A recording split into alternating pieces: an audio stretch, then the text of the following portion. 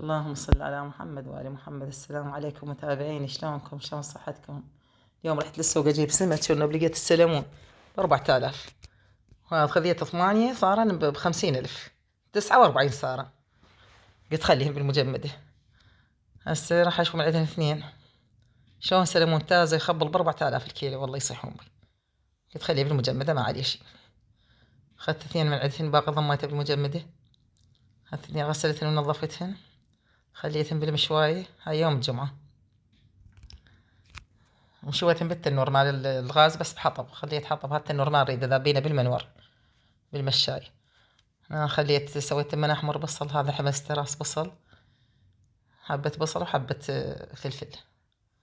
فلفل بارد. هاي طماطة، حبتين طماطة. احنا السمك الشوي ناكل وياه تمن احمر، ما ناكل وياه التمن الابيض. اللهم صل على محمد وآل محمد. انا خليت له خاشوقة معجون زيت، خليت له تقريبا خاشوقتين، ما اخلي زيت انا كلش ناشف. وهاي كركم وملح خليت له. هاي بعد ما حمسته تمن بازته انا، هذا فورته بزل سويته، بس شنو ما خسته وتكلش حتى يتهدر ويا الطماطة. سلقته سلق حتى شنو انهدر ويا الطماطة. هاي هنا هفت عندي الحطب، ذبيت السمكات عليه براحة نستوون كلش، شلون صار شويهن يخبل. هذا التمن بازته انا خليته على الطماطة يتهدر على راحته،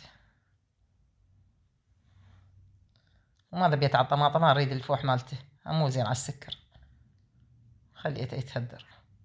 السمكات شوف شلون صار شويهن يخبل، صار شويهن على راحتهن كلش على الخشب. يلا، وإذا عجبكم لا تنسوا اللايك والاشتراك، والسلام عليكم ورحمة الله.